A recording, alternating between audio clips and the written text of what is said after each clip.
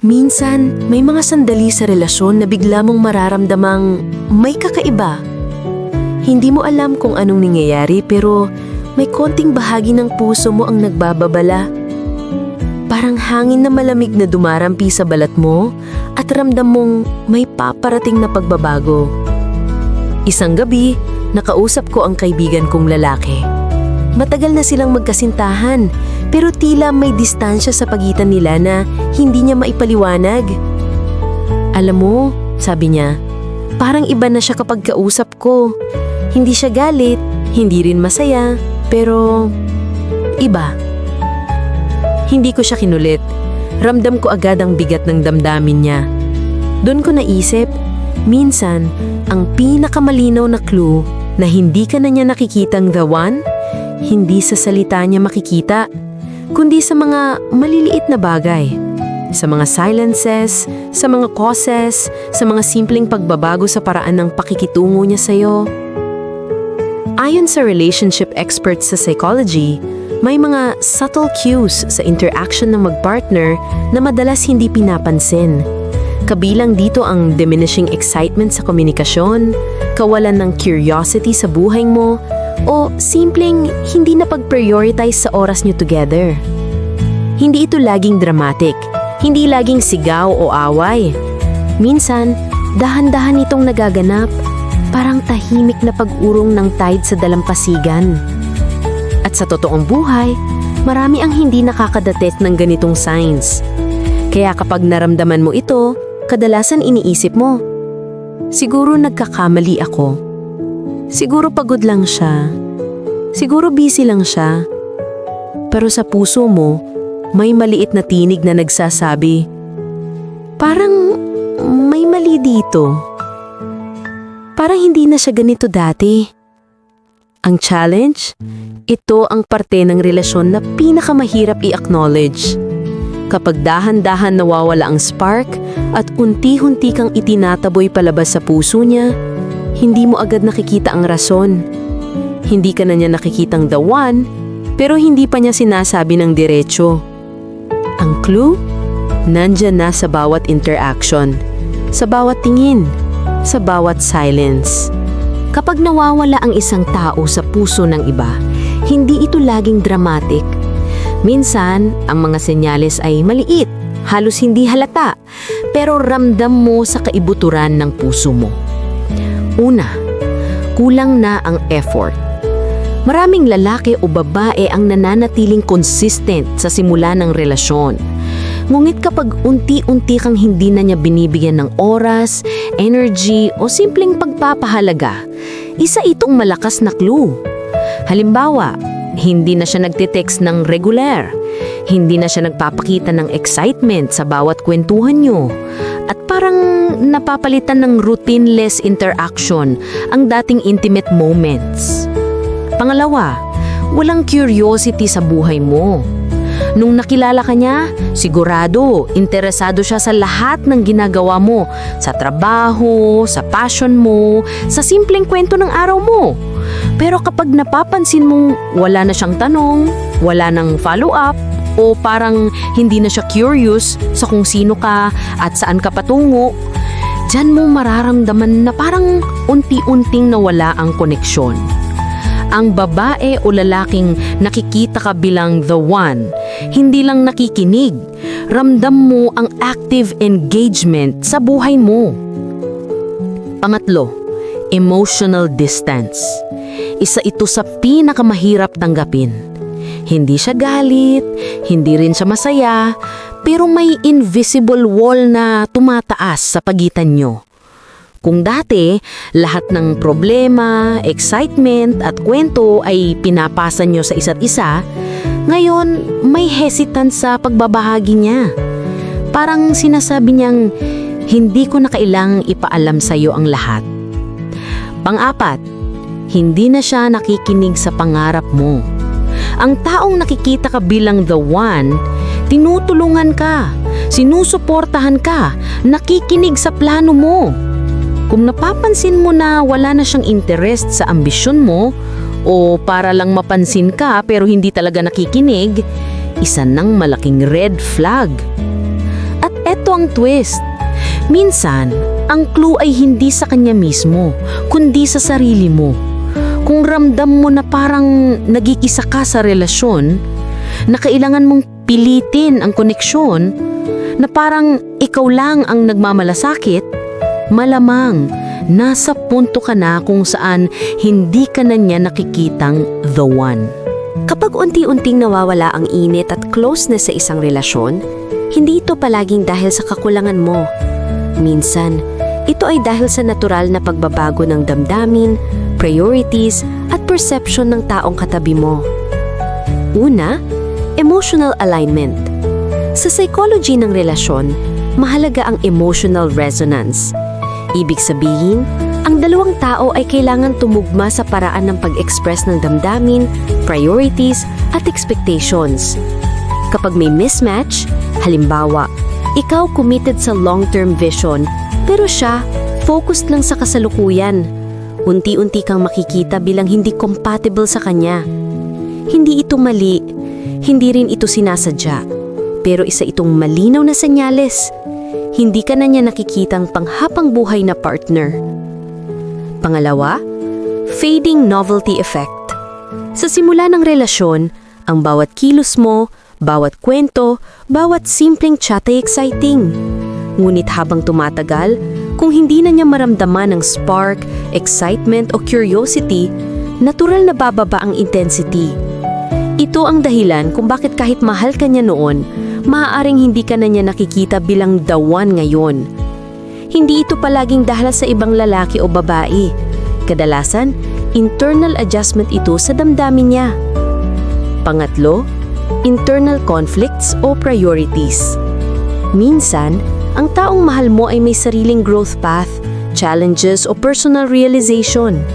Maaring sa proseso ng self-discovery, na-realize niya na may ibang pangangailangan o aspirations na hindi mo matutugunan sa relasyon. Hindi ito tungkol sa kakulangan mo bilang partner, kundi sa mismatch ng timing at direction ng buhay niyo. Pang-apat, unconscious signaling. Minsan, ang distansya niya ay hindi sinasadya. Parang natural na nag-a-adjust siya sa nararamdaman niyang emotional gap. At sa psychology, ito ay pulling away response sa subconscious realization na hindi siya ang taong makakapagbigay ng panghabang buhay na fulfillment sa akin.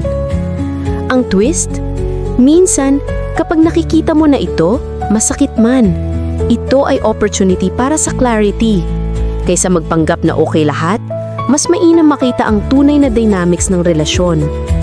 Ito rin ang punto kung saan kailangan mong pakinggan ang intuition mo. Ang maliit na tinig sa loob mo na nagsasabing, parang may mali dito. Parang hindi na siya nakikita bilang the one.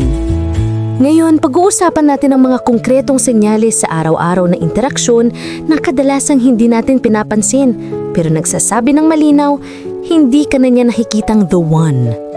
Una, hindi na siya nag-e-effort sa komunikasyon.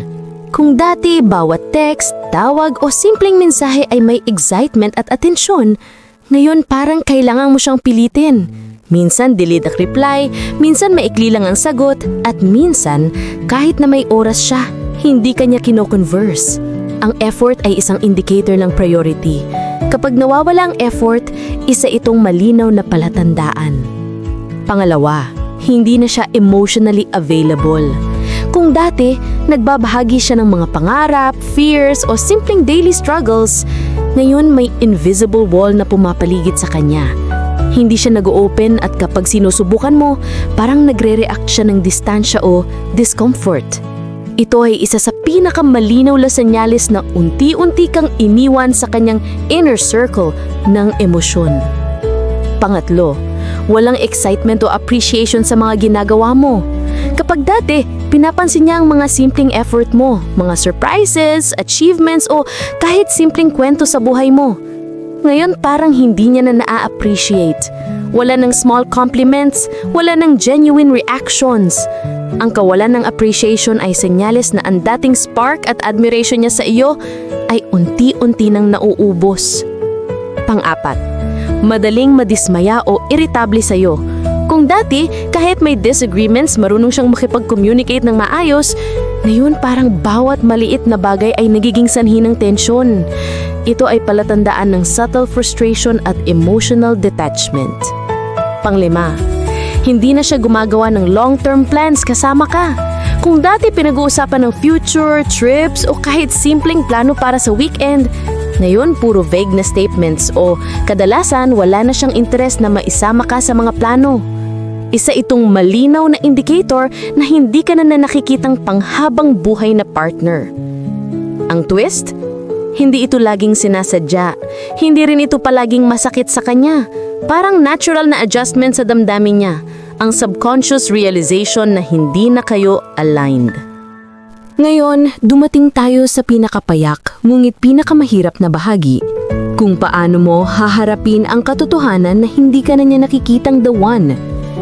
Una sa lahat, tandaan, hindi ito kabiguan mo bilang tao o partner.